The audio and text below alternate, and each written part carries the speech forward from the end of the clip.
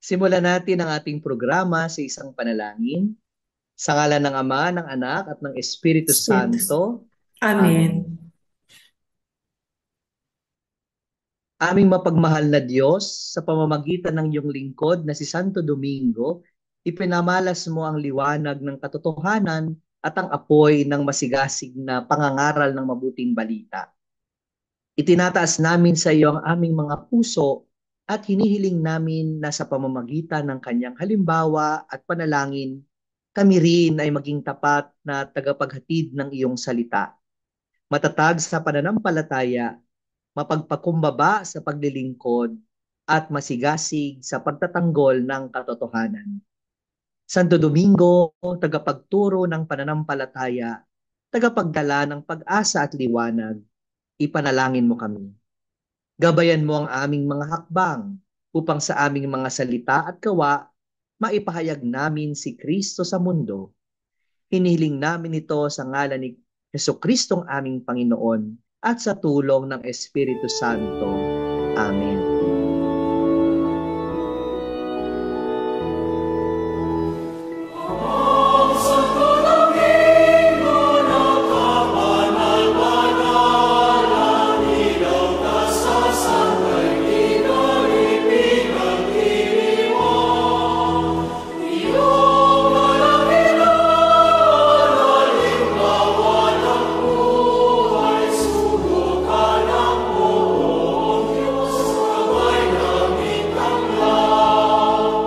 Magandang araw sa ating lahat at malugod ko kayong tinatanggap sa Season 3 ng Usapang K kung saan ating pag-uusapan ang mga espiritual na mga pananaw at mga kwentong kapupulutan natin ng aral. So mag-uumpisa tayo sa ating, kasi malapit na sister, no? Juan Paulo, ang Yeah. kapistahan ng ating Santo Padre, no? Ang ating Holy Father, si Saint Dominic de Guzman, no? Sister, ikaw ba, ano ba ang, magkumustahan muna tayo, sister. Kumusta naman diyan? Nandito, mainit. Nakikita niyo yung background kasi Oo. 2:00 ng hapon dito. So, mainit. Kung dyan Mm. madilim na, dito ay mainit. Aha. So, dahil pinag-usapan natin Saint Dominic, Father, pinalad po Mhm. ako na makabisita nung Sunday Wow. sa birthplace ni Santo Domingo sa Mhm. Caleruega, Sa Batangas ba yan? Burgos. Caleruega, Burgos, Spain, no? So Mhm. yung Mhm. pueblo nila ay Caleruega, probinsya ng Burgos at sa bansang Espanya. So ang Kalerwega pala ay sa Spanya nang galing, ano? Kasi minsan Yeah. iniisip natin, saan ba nang galing itong pangalang Kalerwega, no? Kasi pinapangalanan pala natin ito yung Kalerwega na kung saan ipinanganak ang ating Santo Padre, no? Kasi si Santo Domingo de Guzman, no? Si Sister. So maganda na pinalad. Kasi Sister, ikwento mo naman sa amin kung ano yung nakita mo. Kasi nagpunta rin kami doon 2016 pero nakalimutan na namin. Ikaw, mas fresh pa yung naalala mo, sister. Siguro ipakilala mo kami doon sa Kalerwega na experience natin. Actually, yung pagpunta namin sa Caleruega, kasama ko yung mga delegates ng ng general chapter namin. It was like a homecoming. Mhm. Pagbabalik dun sa, sabi nila ay, sinasabi ng mga sisters namin na, kuna, no? Cradle of the order. Kuna kasi dun ipinanganak si Santo Domingo. Mhm. At sa pagpunta namin dun sa Caleruega, ako personally, mararamdaman ko yung spirito ni Santo Domingo because of the ambience or the environment kung saan siya lumaki. Mhm. Sa aming paglalakbay, actually, no, makikita mo yung napakalaking lupain, no? Na kung saan na andun yung mga yung tinanim na mga wheat, tapos Mhm. yung lavender, may lavender fields. So ang Mhm. ganda-ganda. So para sa akin, yung atmosphere kung saan siya ipinanganak ay nakakatulong sa kanyang buhay Mhm. spiritual. Kasi makita mo yung parang it has something to inviting you to pray. 'Di ba? Mhm. Sabi nga natin Saint Dominic is a man of prayer, no? So yung atmosphere kung ano yung kanyang saan siya pinanganak, ay kinalakihan niya para siyang sabihin na natin parang conducive, no? Kaaya-aya para siya ay maging isang tao ng pananalangin o dasal. So doon nakita namin yung mark ay yung pinaka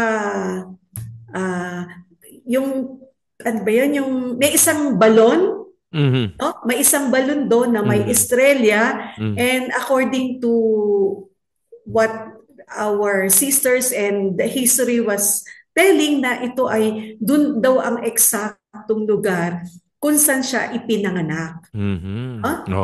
At makikita din natin yung sige, sister. Bago yung pinanganak siguro, kasi 'di ba ang bago ipinanganak si Santo Domingo parang may panaginip yata, 'di ba, sister? Yes, Siguro yeah. magandang ikwento mo sa amin kung ano po na yung naging panaginip ni Santo Domingo, at ito yung nakikita natin na imahe ni Santo Domingo. Pag nakakakita tayo ng imahe ni Santo Domingo, kasi magkakamukha yan, di ba? Yeah, pero pag nakita natin itong imahe ni Santo Domingo, ito yung pinaka-itsura niya. Ano yung nangyari noon, yung panaginip niya? Actually, pinala din na makapunta kami sa Monasterio de Santo Domingo de Silos. Kasi ang kanyang ina na si Beata Juana de Asa ay lagi siyang pumupunta doon para magdasal. Nang sa ganun ay magkaroon siya ng anak. At humingi siya ng yun nga, naghingi siya ng magkaroon nga na, at si Santo Domingo ay pinanganak. So nung siya ay nagdadalang tao, nagkaroon siya ng isang pangitain na manganganak siya ng isang aso na mayroong torcha. Ano ba yan sa... torch, sabihin natin. No? Torch. Torch, no? Sa kanyang bibig. At siya ay, na lumiliyab yung torch na yon, at siya ay nagbibigay liwanag sa mundo. Kaya nga yung image ni Saint Dominic, kung sa mga nakakakilala o nakakaalam, merong aso, tapos may world or globe, tapos may aso, tapos may torch, na nagsisignify na sa pamagitan ng kanyang pangangaral, ito ay magbibigay ng liwanag sa buong mundo. So yun yung pangitain ng kanyang ina habang siya ay nagdadalang tao. So ngayon, hindi niya alam kung ano yung ibig sabihin nun, yung prophetic vision. So ang ginawa niya, pumunta ulit siya dun sa Monasterio de Santo Domingo de Silos, at tinanong niya yung isang monghe kung ano ang kahulugan, no? Nag-ask siya ng parang guidance. Ano ba ang kahulugan nito? At yung mongking yon, ang sinabi niya na manganganak siya. At itong mapapanganak niya ay somebody na masasabi nating magkakaroon siya ng malaking impluwensya na sa pamagitan ng kanyang pangangaral, ito ay magkakaroon ng liwanag sa buong mundo. That the child that she is carrying will be a great man. Na magkakaroon siya ng malaking papel para sa mundo. So at yun nga ang nangyari. No? Ito yung sister, no? Hindi yung nakikita. Ay, hindi nakikita. Ayan, yan. Yan. Parang ganyan yung nakikita. Parang ganyan. Oo. So, at dahil doon, kasi yung pangalan ni Saint Dominic, kinuha doon kay Santo Domingo de Silos. Ipinangalan ng kanyang ina kay Saint Dominic de Silos. Nagmula doon ang pangalan. Pero ano bang ibig sabihin nun, sister? Ano yung simbolismo nung aso na iyon? Kasi kapag nakikita natin si Santo Domingo, hindi maaaring mawala yung aso. Oo. Ang ibig sabihin kasi yung sa pangalan, Dominican. Kane. So ibig sabihin mo, the watchdog of the Lord.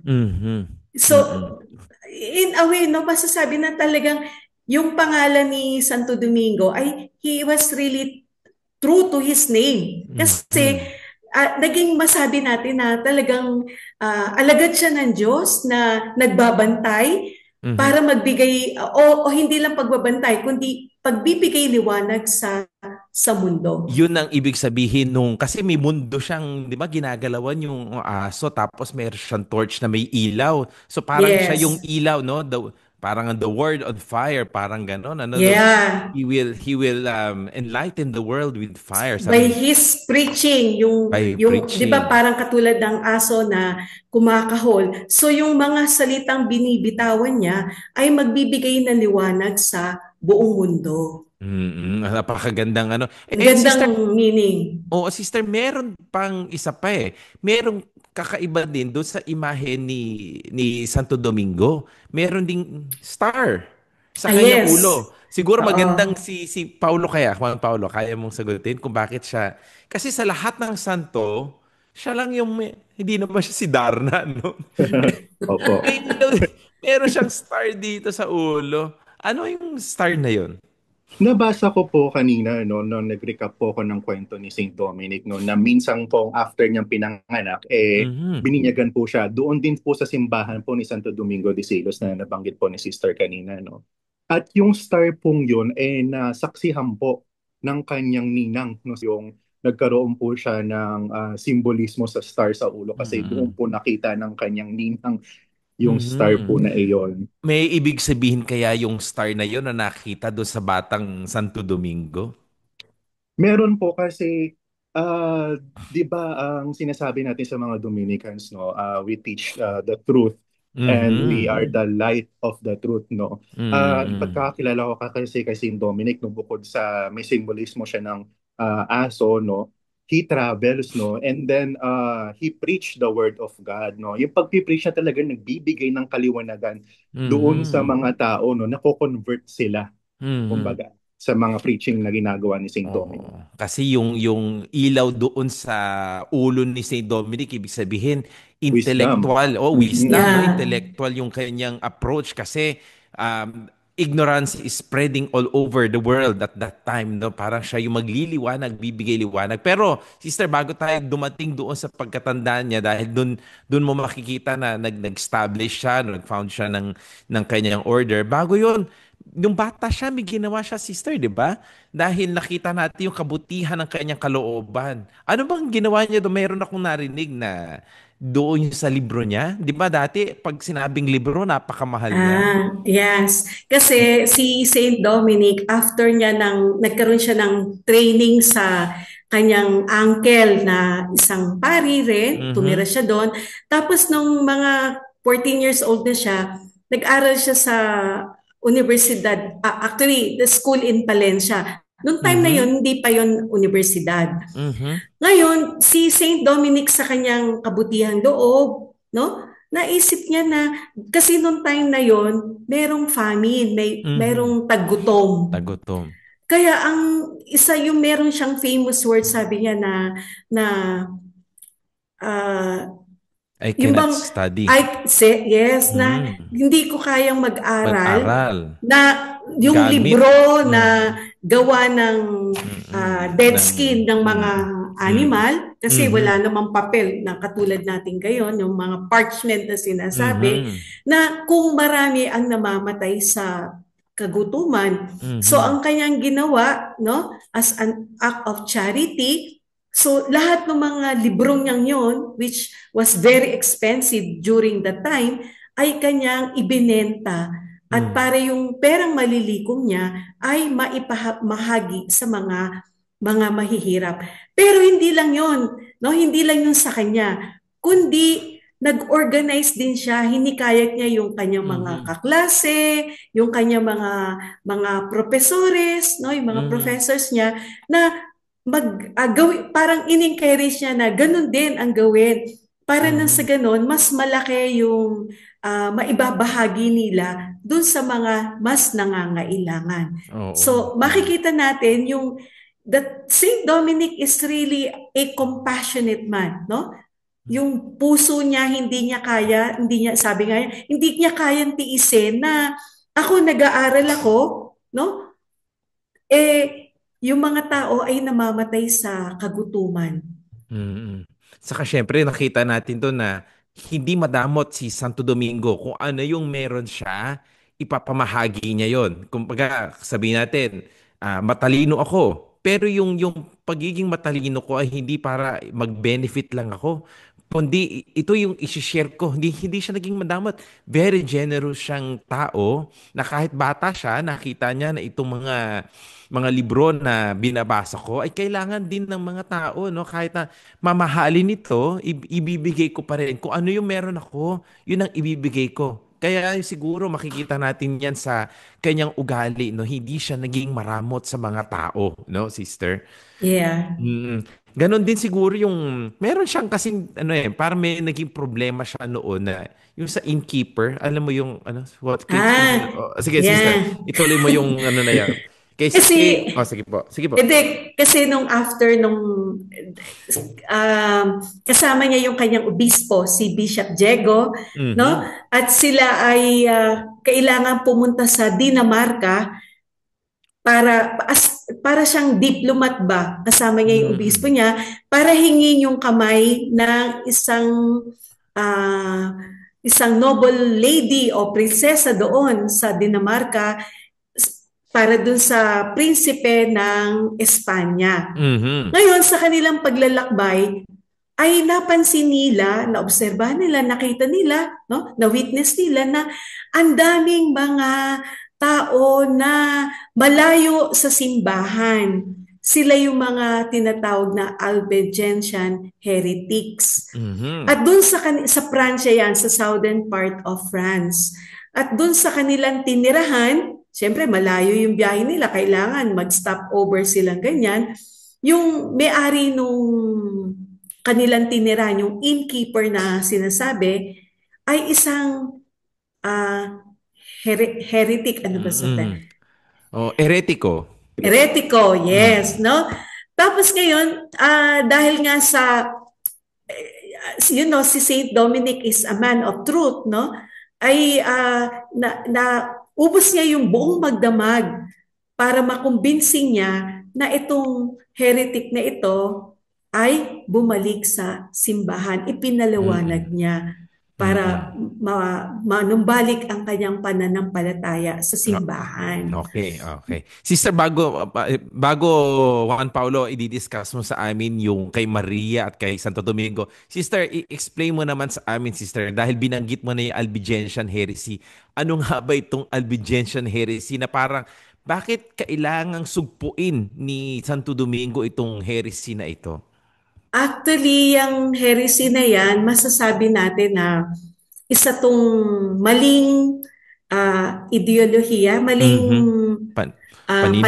paniniwala na taliwas sa simbahang Katolika. No? Sometimes, ang tawag sa kanila yung mga Catharism, no? Kung saan dalawa yung dualistic yung kanilang paniniwala. Unang-una, na merong pag-aaway ang kabutihan at ang kasamaan. At dahil doon kailangan sugpuin, no, yung kasamaan.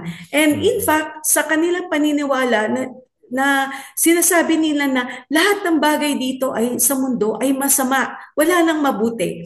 Kahit ang ating katawan ay masama, no? Hindi naman yun ang tinuturo ng simbahan, di ba? Na ang paniniwala natin ay lahat ng nilikha ng Diyos ay mabuti. So, yun yung kanilang, isa yun sa kanilang mga pinaniniwalaan. Parang sinasabi dito, sister, yung meron daw dalawang Diyos, no? Dalawang Diyos. Diyos ng mabuti at Diyos ng masama. Minsan sinasabi din daw doon, sister, ng mga sa Albigensian, yung Diyos ng Old Testament, yung lumang tipan ay masama, no? Tapos ang Diyos ng bagong tipan ay mabuti. So parang ang sinasabi, magkaaway, no? Nag-aaway sila. Nag-aaway. Nag-aaway na parang kailangan sugpuin natin yung angry God, yung masamang Diyos, no? Susugpuin mo yan. Spiritual God at saka yung evil o yung material God.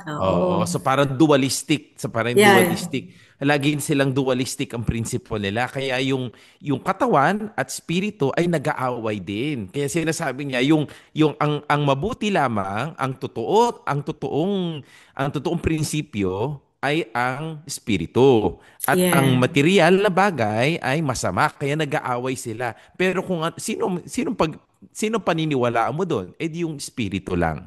So parang ang sinasabi mo, talikdan mo na ang katawan, ang material na bagay at paniwalaan mo lang ang espiritu. Pero hindi yan ang turo ng simbahan kasi ito yung ito yung nagkatawang tao ang Diyos, di ba? Ang si Jesucristo. Kaya At sinasabi yan, nga, nire-reject din nila yan. yun ang Hindi sila naniniwala na si Jesus ay ay Diyos Nagkatawang din. tao. Oo. nagkatawang tao Nagkatawad kasi tao. oo, kailangan sabihin natin na espiritu lang si Jesucristo, hindi siya totoong naging tao. So parang may pag-aaway na ganyan. Yeah. So parang ang sinasabi ng mga albigensya, paniwalaan mo lang ang espiritu. Kaya sinasabi nila, parusahan mo lagi ang katawan mo. So, yeah. Oh, saktan mo lagi ang sarili mo. Oh, lahat ng bagay na material ay masama. Kaya sinasabi ng sinasabi ng Edwigentian, paniwalaan mo lang ang espiritu, no? At hindi ang material na bagay. Yun nga po. So, nung nangyayari na nga po itong nalaman na ni Saint Dominic po yung heresy no, na nangyayari sa France na kumakalat na nga rin po sa ilang parte ng bansa, nagkaroon po siya ng ano no well sabi nila tradition or ano lang daw legend lang daw pero we believe naman na nangyari nito Tradisyon. tradisyon no na nagpakita ang mahal na birhen kay Santo Domingo noong 1214 at yung 14. pagpapakita na ito ay nagbigay po ang mahal na birhen ng isang mahalagang weapon na magagamit ni Saint Dominic sa pagsugpo sa heresy na ito at ito yung ating dinadasal palagi. Ang tawag natin dito ay ang Santo Rosario, no? At ang Santo Rosario na ito, no, naging magandang pamamaraan nito para ibahin yung paniniwala ng mga Albigensian kasi sa Rosary, nandun yung mystery natin, yung buhay ni Kristo, nalaman natin na nagkatawang tao si Kristo, no? Na yun naman ang hindi pinaniniwalaan ng mga heretiko. No. Sa bawat panalangin natin ng Santo Rosario, humihingi tayo ng tulong sa Mahal na Birheng Maria dahil sa Mahal na Birheng Maria din, no, nagkatawang tao ang ating Panginoon dahil sa pamamagitan niya nagkaroon ng katawan ang ating Panginoon, no, ang ating Diyos nagkaroon ng katawan, no, katawan. Kaya makikita natin doon sa Santo Rosario, sabi nga nila, it's a summation of the gospel of the Bible, no? Kaya makikita natin na ito yung gagapi, no, sa heretikong paniniwala, no. Sister, may Sandata, no, dadagdag ka? Father? Sandata laban sa mga heretiko. At yan ang sa atin, no, sa ating bilang Dominicans, ito yung ating pinopromote. No? Kasi nga ito ay masasabi nating legacy ng ating Holy Father Saint Dominic. Kaya naman bawat Dominican, no, isa tayong promoter ng rosary. No, kasi yan ang pinamana sa atin ng ating at kitang-kita po yan sa mga habit sa mga habit. Sa habit, kaya meron tayong mga rosaryo sa gilid sa belt. It's a promotion, no? Kaya sa abito namin ng mga Dominicano, kami ay laging may rosaryo, no? Yung iba nga 15 mysteries, yung iba 20 mysteries na nga kasi dinadagdagan na natin dahil sa luminous mysteries, no? Pero ang pinakabuod nyon ay pinopromote natin, no? Binibigay natin itong devotion sa Santo Rosario dahil alam natin na lahat ng problema, no? Sabi nga doon sa Fatima ba yun, no? Sabi ni Sister Lucia, lahat ng problema ay masusolusyonan, no? Kailangan lamang natin Santo Rosario. Magdadasal tayo ng Santo Rosario. Sige pa, Sister, siguro yung habang tayo, 'di ba, nagpakita na nga ng ating Mahal na Birhen, binigay niya yung sabi sa tradisyon, binigay ang Santo Rosario kay Santo Domingo at siya ay kumbaga unti-unting nananalo ang turo ng simbahan laban sa mga heretikong paniniwala, no? Pero meron ding mga mirakulo, no, mga miracle na nangyari, Sister. Ano daw yung sinasabi, may apoy pa yata, ano, do sa Fanju? Kasi merong pagtatalo siyempre nag-aaway yung mga heretiko at saka yung mga mga Kristiyano o Katoliko, no, sa pamumuno ni Santo Domingo, yung obispo niya, kasama niya, at saka yung mga ipinadala ng Santo Papa. So, sila yung parang nangangaral para ituwid kung ano man yung mga maling paniniwala nitong mga heretiko ngayon. Ngayon, nagkaroon ng parang challenge. So, kung totoo yung pinaniniwalaan nyo, so, sinunog yung libro. At ito yung sabi nga yung The Miracle of Miracle Fanju. at the in Fanju. So ngayon, 3 beses yung libro ni Saint Dominic ay itinapon dun sa fire, dun sa apoy. Tapos 3 beses din na bumalik yung libro na nagpapatunay na ang salita ng Diyos, no, ay kahit kailan ay hindi mapupugsa, tama ba 'yon? Mapupuksa, no, na ang salita ng Diyos ay totoo, no? 'Yun ang pagpapatunay. So nagkaroon ng isang milagro. Simbolismo din ni Saint Dominic. Lagi siyang, kung may aso siya, may rosaryo siya, pero may dala-dala siyang isang gospel. Libro. May isang libro. Ano yan, sister? Gospel of Saint Matthew. Favorite book niya yon, at saka yung Letters of Saint Paul. Lagi niya yung dala. Bakit? Parang napakabigat naman yata para dalhin yun, sister. Kasi Saint Matthew kasi, di ba, parang napakabigat na rin kasi dati kasi sinusulat pa yun sa parchment, sister. No? Yeah. Kaya siguro malaki din yun. Ibig sabihin, siya ay naniniwala doon sa sa gospel na yon, no? Pinaniniwalaan niya librong yon na ito yung pagkapanganak ng ating Panginoon, no? Ibig sabihin he is always attuned with the gospel. He does not veer away from the truth of the gospel. Tama po, actually, sister. Father, kasi meron tayong tinatawag na 9 ways of prayer of Saint Dominic. So, isa dun sa pamamaraan kung paano nagdadasal si Santo Domingo ay he would always contemplate the Word of God or meditate the Word of God. So, sabi nga, he's a man of prayer, no, who always talk with God and talk about God. So, sa kanyang paglalakbay, no, ay kanyang siyempre, minemeditate siya, nagdadasal siya about the Word of God. Kaya makikita mo na, kaya hindi yan nawawala kay Santo Domingo. No? Siguro imagine natin na kapag sila ay humihinto, magdabasa siya, magre-reflect siya, magme-meditate siya, magdadasal siya. Tapos, kung makikipag-usap man siya, ay laging tungkol sa Diyos. That's why sinasabi natin na si Santo Domingo ay isang a man of prayer. Contemplata alis tradere din, sister, no? Yes.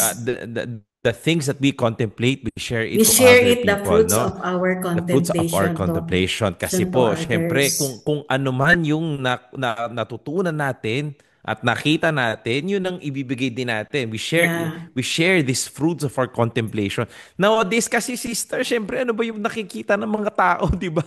Syempre, Father, kung wala kang ibibigay, kung wala ka. Paano ka magbibigay kung wala ka? So, kung wala kang Diyos sa sarili mo, kung wala sa'yo ang Diyos, hindi mo maibibigay. Yan diba? Yung sinasabi ni Santo Tomas, you cannot give what you do not have. Ibig sabihin, kung ano yung may meron ka, yun ang ibibigay mo. Pero kung ano yung binabasa mo, kung ano yung tinitignan mo lagi, tapos kung hindi maganda yun din ang ipapakita mo din sa ibang tao. Pero, on the other hand, kapag maganda naman, positibo yung mga binabasa mo, yun din, positibo at maka-Diyos ang sasabihin mo din sa ibang tao. Tama ba? Correct. Sige, tuloy natin. Opo, no? So after no, nagkaroon tayo ng First Dominican Convent, no? Ang kwento po nito ay nangyari din sa France, no? Hindi ko lang mabanggit yung tamang pronunciation ng lugar, Pruy, no? No? Nangyari dito, ginather ni Saint Dominic po, no, yung 9 na babae na convert from Catharism, no? At Mhm. doon binuo niya ang kumbento para protektahan ang formasyon. Tapos ito na yung pinakaunang tatag na Mm. Dominican community, no? Na Oo. Gusto kong i-emphasize lang yun, Juan Paulo, no, na hindi unang-unang Ang mga ini-establish pa. ni ang mga pare, ang mga fraile. Yeah. Unang-una, Yes. mga mga madre. madre.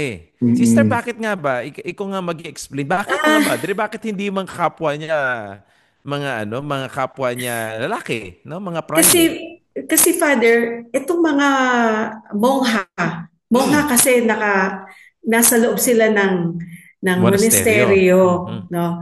Hindi sila yung active na katulad Mm. namin, no? Mhm. Ang kanilang pangunahing gawain ay magdasal at gumawa ng sakripisyo. Mhm. So, we can consider them as the powerhouse, Mhm. no? Na magbibigay ng lakas para kay Santo Domingo at sa kanyang mga kasamang kaparian. Mhm. So, Mhm. I can say na parang, why si Saint Dominic?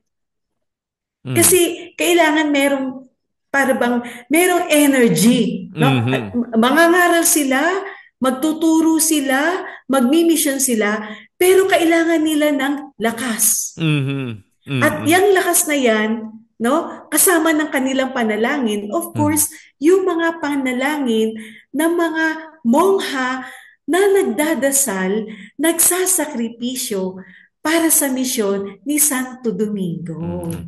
Dito natin makikita na ang lakas pala talaga ng ating pagpipreach, no, pangangaral natin ay hindi yung galing mo sa pangangaral, kundi doon sa pananalangin. Kasi Yes. minsan nangangaral tayo pero mababaw. Parang ang sinasabi dito ni Santo Domingo, kailangan yung pangangaral natin ay nakaangkla sa spiritual na bagay. Yung pananalangin na yon ng mga mongha, mga madre noon, ay ito yung sabi na tama si Sister, powerhouse. Doon ka kumukuha ng enerhiya mo eh. Kasi minsan iniisip natin, uy, magaling akong mag-preach. Pero saan ba nanggagaling yung skill mo na pag-preach? Kailangan makita mo yun sa prayer natin. Kasi naging, di ba, Yeah. sister, isa sa pillars natin bilang mga Dominicans ay yung prayer life natin, no? Kahit saang bagay, kahit hindi mga Dominicans, kahit mga pare o madre o kahit sa pamilya, no? Makikita natin na hindi nagiging fruitful, no, ang ating mga ginagawa kapag hindi to nakaangkla o hindi nakabaon, no, doon sa panalangin natin sa ating Panginoon. Kumbaga, mababaw lahat ang ating ginagawa kung wala tayong pananampalataya at pananalangin. Tama Alam ba, niyo, sister? Father, Mm. isa sa bagay na nagustuhan ko sa Dominican, kasi syempre Dominicana ako, no? Mm. Pero nung bata pa lang ako, nubisya ako, sa pag-aaral namin ng Dominican spirituality, isa sa nagustuhan ko talaga yung tinatawag na four pillars of Mm. Dominican spirituality. Pag Mhm. sinateng pillars, ito ay halige. Apat na Haligi. halige ng bilang isang Dominican. No, isa dito yung panalangin, katulad nga ng sinabi ni Father Dexter, yung community life, yung study, at yung Apostolate. apostolate. So para sa akin, napaka-balanse, no? No? Mhm. Na lahat 'yon ay tanggalin mo yung isa, kumbaga sa bahay, tanggalan mo ng postre, babagsak. Mhm. Di ba, Mhm. nagpe-preach tayo, nagtuturo tayo, tanggalin mo yung prayer. Ano Mhm. mangyayari? Mhm. O, di ba? Mhm. Or nagtatrabaho tayo para sa simbahan, nagdadasal tayo. Pero kung wala yung community mo, ano Mhm. mangyayari? Di Mhm. ba? Kasi yung community, importante, nagbibigay ng Mhm. suporta rin sa atin. Mhm. Mhm. At kung hindi naman tayo nag-aaral, ano yung ibabahagi natin sa ibang Mhm. tao? Kaya Mhm. para sa akin, napakaganda, napakabalanse yung buhay na ito. Oh, dikit-dikit lahat, sister, no? Connected lahat ng aspeto ng buhay ng isang Dominican religious. Kaya maganda, kaya tama ka doon, sister. Ako natutuwa din ako doon sa Dominican spirituality natin. Sabi natin na balance. Hindi pwede tayong isang aspeto lang ng Dominican spirituality, kundi babagsak nga yan at mawawala ka doon sa, sabihin natin, sa spirituality ng order natin. Kaya minsan iisipin mo, o pagka nawala nga yung community life mo, magiging mag-isa ka at hindi maganda sa isang religious sa nag-iisa. Pagkatapos niyang i-found, no, yung in-establish niya, yung Dominican convent, o nag-i-establish niya, ano pang ginawa niya, sister? Kasi, di ba, gusto niyang ipangaral yung kanyang order. Nangangarap na nagtuturo din siya. Anong ginawa niya at naglilibot-libot siya? Una muna, Father, kasi di ba sabi nga ni Juan Paulo, itinatag niya yung mga madre ng 1206. 10 years after 1216, itinatag niya yung kaparian, yung order. 1217, no? There were 16 friars during that time. So kahit masakit sa kalooban niya at ganun din yung mga friars, ay dinisperse niya, no?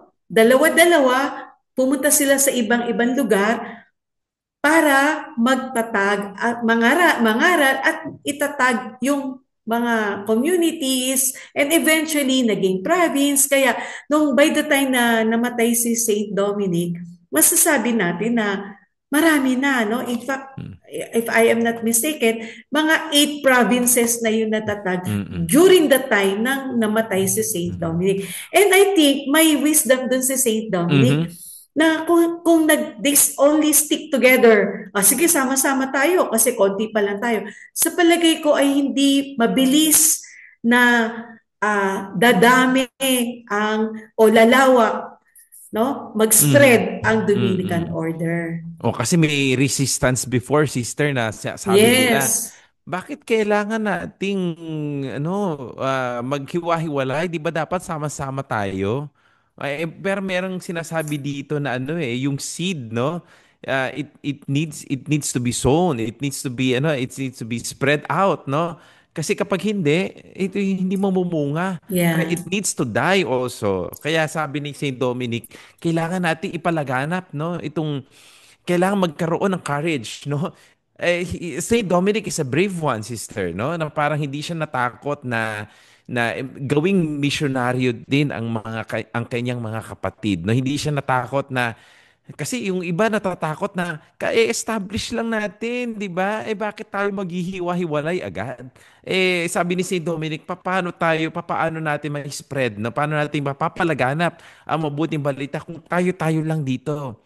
Pero ang Saint Dominic made sure na hindi nag-iisa yung brother, no? Kailangan sila umalis 2 by 2. Parang ginawa ni Jesucristo, di ba, yung 72 na parang para kasi apostoles din yun, and they are also called apostles, no, because they are being sent.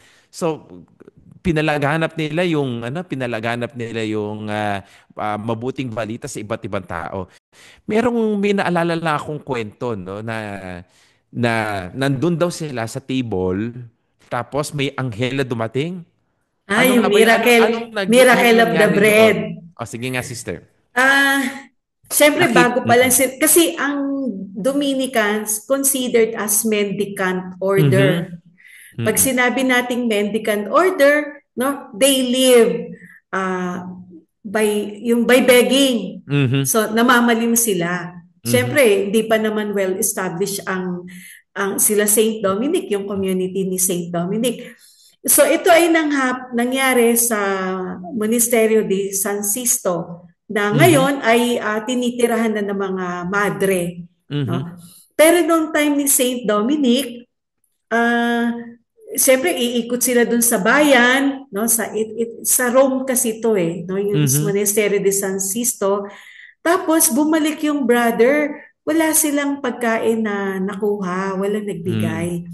So ngayon sabi niya kay Saint Dominic, bebel ko pa ba wala naman tayong kakainin eh. Mhm. So, with all his faith, no, yung pananampalataya ni Santo Domingo, sabi niya, yes, you summon the brethren, no, yung mga friars. So, nagbell. Mm. Nag-bless si Saint Dominic, tumingala siya sa langit, nag-bless, no?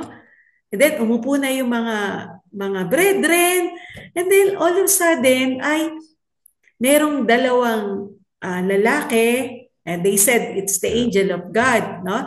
Na Ayun, nakikita ko. nagsimula na mag-distribute. Ayan, Father, yung pinapakita mo, mula dun sa pinakabata hanggang sa dumating kay Saint Dominic, nag-distribute ng tinapay at saka yung miracle of the bread. Hanggang sa dumating doon kay Saint Dominic. Pagkatapos ng dumating kay Saint Dominic, sila ay naglaho. Father, nagkaroon ako ng pagkakataon na mabisita itong monasteryo na to, no? Kung saan nangyari yung miracle of the bread. Ang laki-laki nung Table. refectory nila, refectory. laki-laki. So nakakatuwa na na-preserve pa ng mga sisters itong lugar na to kung saan nagkaroon ng milagro. Napakagandang story yan dahil sinasabi dito, huwag kayong mag-alala, no? Sinasabi doon na hindi tayo pababayaan ng Diyos, yung divine providence, sister. Kasi minsan nag-aalala lagi tayo kung anong tama pa ba itong ginagawa natin, nagbebeg tayo, humihingi tayo, nanlilimos tayo sa ibang tao, pero pinaniwalaan ng ating ni Santo Domingo na hindi sila pababayaan, no, ng Panginoon. Katulad nung hindi pagpapabayaan ng ating mahal na Birheng Maria kay Dominic, kay Santo Domingo, ito rin, sabi niya, huwag kayong mag-alala, no? Ang Diyos God ang will bahala. provide. God will provide. Yung divine providence nga. Sister, may naalala lang ako, total pinag-uusapan natin dyan, kung napuntahan nyo din, kung bakit, kayo ba, sister, kasi sa mga kaparian, sa mga praile, dinadasal namin yung Salve Regina at binibindisyonan yung mga kwarto namin. Kayo ba, sister? Meron kasi episode din kasi kay si Dominic, no? Kung bakit ginagawa natin yung tradisyon na yun. Alam mo ba yun, sister? Kung hindi ako nagkakamali, unang-una kay Blessed Reginald of Orleans. Si Blessed Reginald of Orleans, pinagaling siya ng Blessed Mother kasi gusto niyang pumasok sa order, tapos ay pinagaling siya. Tapos sa kanya rin, through him also, of course through the Blessed Mother, na ibinigay yung saan yung abito ng mga praile, kasi kung ano yung habit yun din yung time na yon hanggang sa ngayon existing same habit pa rin ang ginagamit niya, di ba, Father? Iba lang ang materials. And then he said, no, that the friars, when they were singing the Salve Regina, which we do after our night prayer or yung complete na tinatawag, ay ang Blessed Mother together with the angels, dalawang angels, no, ay binibless niya. At yun ay nakita ni Saint Dominic, kasi syempre nasa huli Saint Dominic, nakita niya na binibless. So from that time on ay naging tradisyon na ng order ito. Tapos ganun din ang pagbibindisyon sa bawat kwarto. So sa gabi, pagkatapos ng night prayer namin, yung complete na tinatawag, ay binibless din yung mga kwarto ng mga friars. Siguro si mga madre na rin, ano, sister. Kasi meron akong na-imagine, kasi may picture akong naisip. Juan Paulo, alam mo ba yung si Mama Mary, yung kanyang kapa na nakaspread? Sige. Ikwento mo naman sa amin, Juan Paulo, yun. Si sister magkukwento sa atin. May vision si Saint Dominic. No, so doon sa vision niya, kausap niya si Jesus. Si Jesus, nalulungkot siya na Sa yung mga langit. ibang sa langit, yung mga ibang mga orden, ang dami-dami nilang mga santo, pero kami parang Nasaan sila? wala. Nasaan sila? Nasaan? Wala man lang. Wala man lang mga Dominican sa Wala langit. man lang, wala man Natakot lang. siya. Bakit yung mga Siyempre. So kapatid ko no? hindi lang Nasaan sila? natakot, kundi nalungkot, siyempre. Mhm. So, yung Blessed Mother ay Mhm.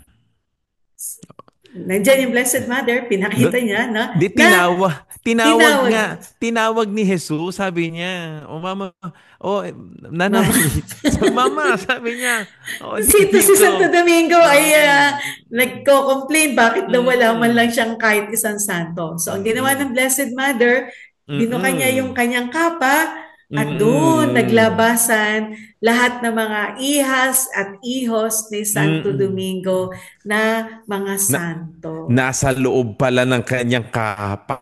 under the mantle Under the of mantle. protection Maternal of the protection. Blessed Mother. Di ba ang ganda na Ang ganda. ang ganda ng image na yon na binapakita ni Saint Dominic na nasa under the mantle tayo ni Mama Mary kaya hindi tayo makita ano pero nasa pangangalaga ang ating mahal at Birheng Maria. Ngayon siguro dumako na tayo sa mga katanungan no Juan Paulo.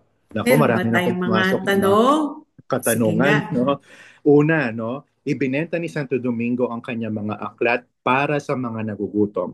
Sa palagay po ninyo, maliban sa pagkain, ano pa ho ang kinagugutom ng mga tao ngayon na kailangan tugunan ng bawat isa? Naku, magandang katanungan yan. Sister, gusto mo bang sagutin? Ang tao ay hindi lamang nagugutom sa pagkain, pero maaring may pera man ng tao, pero nagugutom o nauuhaw sa pag-ibig ng Diyos. Mm-mm. No, Mm-mm. yung spiritual poverty na sinasabi na kalungkutan, no, Mm-mm. nararamdaman nila yung pag-iisa, yung walang pakikiramay, na walang nagmamahal sa kanila, walang nag-aalaga sa kanila. So, yan is another form of poverty. Mm-mm. Ay, Mm-mm. poverty, no? Mm-mm. Paghirap. Mm-mm. So, isa yan. Oo, kasi siguro ngayon, lalo ngayong mga panahong ito, yung presensya presensya ng magulang, presensya ng mga taong magmamahal. Yung pagmamahal kasi minsan nakatuon tayo sa pangangailangan ng katawan lang, pero hindi na yung spiritual. Kaya nga yung albigencia, pumapasok ulit yan dahil may pag-aaway na naman. Pero ngayon, mas kinikilingan ng mga tao yung mga bagay na nakikita nila Material. ang mga material, hindi yung spiritual. Pero ngayon, binabago ngayon na para albigensian din yan na may pag-aaway na dalawa. Pero dapat yan, pinag-iisa. No? Dahil bago tayo tumungo doon sa pangalawang katanungan, ito lang yung image. No? Ayan. No? Yan. Ang Well, ganda ng buti Father, ang dami mong image. may Hindi mga nakita. props. May mga Hindi, props ka ngayon hindi mga Marami siyang no? sinesearch lang natin yan. Nakukuha ang Ay, picture. okay, okay Maganda yan, nga kasi Father, yan. okay. Okay. Sige man, Paolo. Okay, pangalawang tanong, no?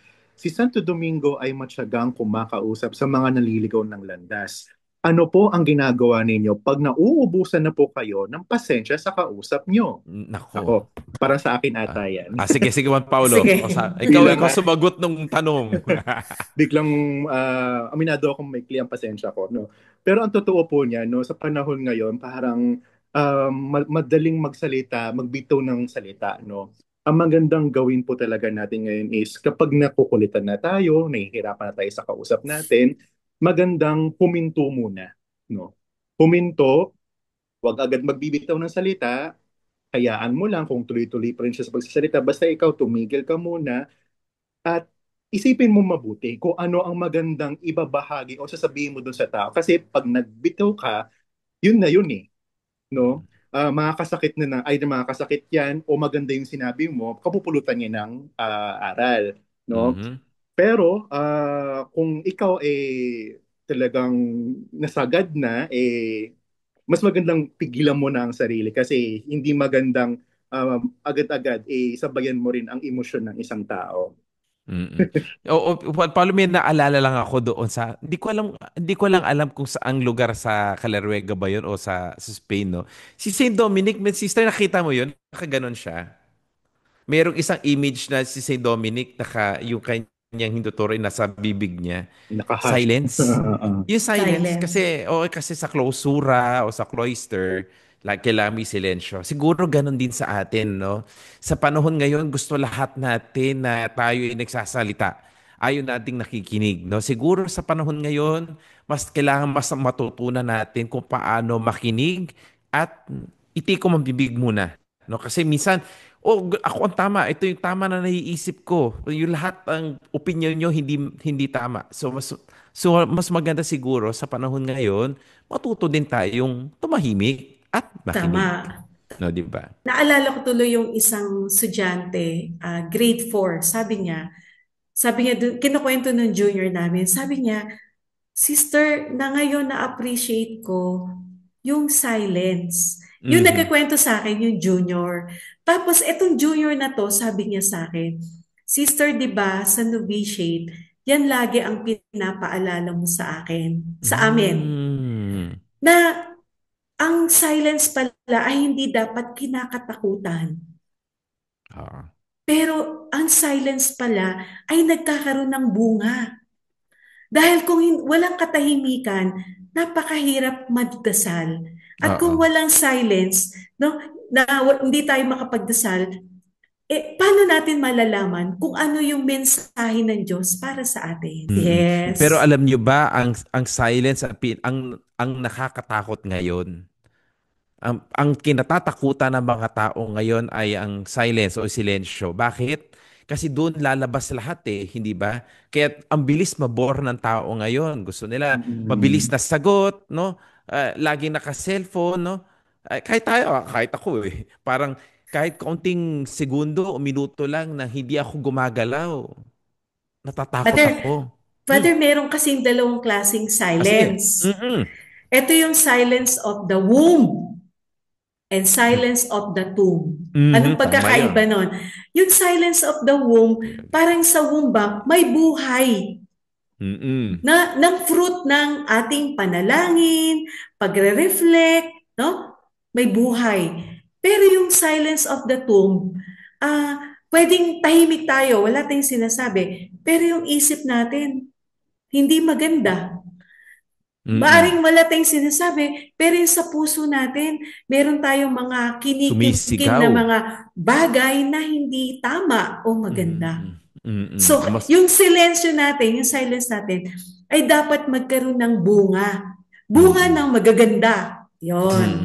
yun ang mas mabigat yun, sister, kasi yung silence of the tomb. Kasi ang dami nangyayari sa kanya, hindi niya lang mailabas. Kaya yun yung sinasabi natin, parang bulkan na lang nasasabog, di ba, sister? Ayan. Okay, marami na tayong nasabi. Juan Paulo, susunod na tanong. Okay, tinanggap ni Santo Domingo ang pagiging mahirap upang makiisa kay Kristo. Sa panahon ng pagiging materialistiko, bakit po tayo tinatawagan ng simbahan na mamuhay ng simple?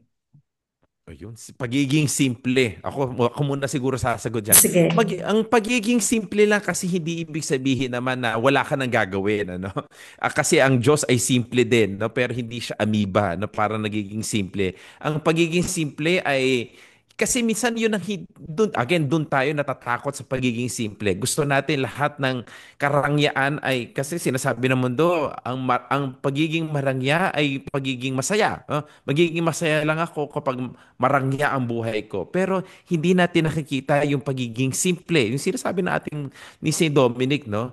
Even, kasi pag naging basic yung mga ginagawa mo at nagiging araw-araw, doon ka mas lalong nagiging masaya. Meron ako naalala lang, no? Si Marie Kondo. Kung alam niyo, kilala niyo si Marie Kondo. Yung, Sino man Maricondo? yung ano nga Hindi ba ko siya? kilala. Siya po Yung, yung Hindi ko ata, nagde-decide. hindi ko kilala yun. yung Haponesa ba yun? Parang sinasabi niya yung you need to be happy with the simple things that you have. Kasi minsan we are bombarded with so many things in our lives, no? Nag-accumulate, no? Pero not knowing na habang nag-accumulate ka na maraming bagay sa kwarto mo, ganun din ang nangyayari din sa buhay mo. You're getting yourself, your life complicated, no? Na hindi mo na alam ang direksyon ng buhay mo. Simple lang ang buhay pero ginagawa natin komplikado dahil Gado. sinasabi ng mundo na gawin natin komplikado para tayo maging masaya. Sister, meron kong sasabihin. Hindi, naisip ko lang kasi, di ba, speaking of simple, simple is parang dapat makontento tayo kung ano lang yung nararapat, kung ano yung sapat. Mhm. So, bakit kailangan nating mag-accumulate, halimbawa, as religious ng maraming bagay, maraming gamit. Halimbawa, mag-accumulate tayo ng sapatos, bibili tayo ng sapatos every week. Bakit? 10 ba yung paa natin? Oo Alala ko nga. lang gano'n. Yeah. Di ba? Mm. Sabihin yung sapat lang. Kung ano yung nararapat, yun yung pagiging simple. Totoo naman. Ikaw, Juan Paulo, meron ka bang kung bakit kailangan natin magiging simple? Kasi ang naisip ko lang, no, yung sinusunod natin yung turo sa atin ng Dominican Order na we have to live in poverty. Not, hindi, para hindi naman talaga mamuhay sa kahirapan, kundi yung kasimplihan ng bagay na sa simpleng bagay, pag ito ay shinare mo sa iyong mga kasamahan, no, malaking bagay yun at kumbaga hindi man physically magiging masaya ka, pero yung kontento ng puso mo na makikita mong masaya ang iyong mga kasama. Yun po yung Oo. na, oo. Oo. Totoo yan. So, dadako na tayo sa ating huling bahagi ng ating programa, yung ating mensahe naman, no? Ang ating mensahe sa ating mga kalakbay. Ating Siguro simulan na, keywords. o yung mga keywords. So, simulan natin kay Juan Paulo.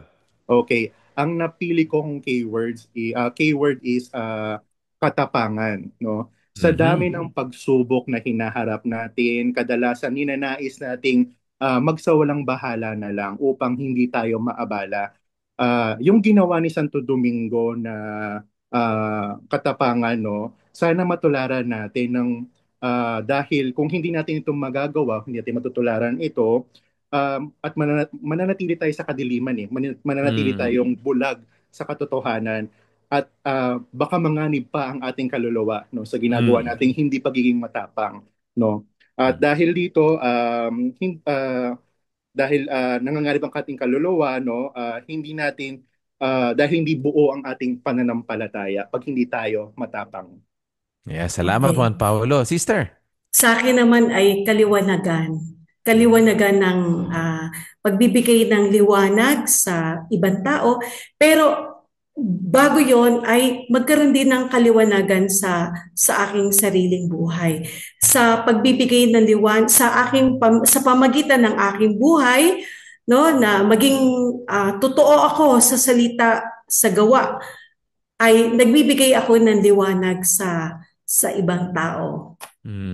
Ako naman, Sister Juan Paulo. Ako kapatiran dahil pinag-uusapan natin si Saint Dominic. Kapatiran dahil nakita niya ang sarili niya na hindi siya magiging epektibo, no? Hindi siya magiging epektibo kapag hindi siya kaisa ng isang kapatiran. Dahil nakita niya yung sarili niya as a Dominic, nag-establish siya ng order na lahat tayo, yung mga kapatid niya ay sama-samang mangangaral, no? Mangangaral, sama-samang magdarasal, sama-sama na mag-aaral para lahat ng kanyang ginagawa ay maging fruitful, no?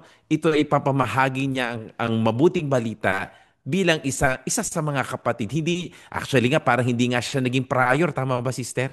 Hindi siya naging Hindi. prior, no? Hindi siya naging prior. Nakita niya yung sarili niya bilang isa sa mga kapatid, no? Hindi ako naiiba, no? Primus inter pares, no? Ako ay kaagapay ninyo, kasama ninyo, kapatid ninyo. Hindi ko kailangan na ako yung nasa taas, yung sinasabi niya. So maraming salamat maraming salamat Juan Paulo, maraming salamat Sister Marisa, at maraming salamat at magkikita-kita tayo muli sa susunod na edisyon ng Usapang Usapang Usapang K! K.